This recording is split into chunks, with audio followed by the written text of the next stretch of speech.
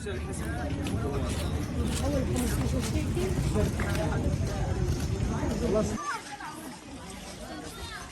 صعبة، فيش مصاري، فيش شغل، فيش دخل، فيش حاجة موجودة يعني مقومات الحياة. بتروح على التاجر تجيب لك حاجة لبنتك أو ابنك لو إلك كمان إنك تستر حالك، بتلاقيه بفكرك أنت مش نازل بحسابك التاجر إنك سايح مش نازل،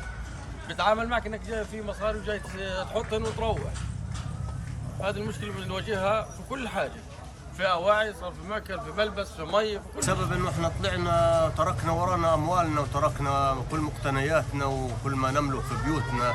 طبعا بعد ما انقصفت، فلجأنا للموضوع هذا بسبب هو يعني الاسعار المتدنيه والامور يعني نقدر يعني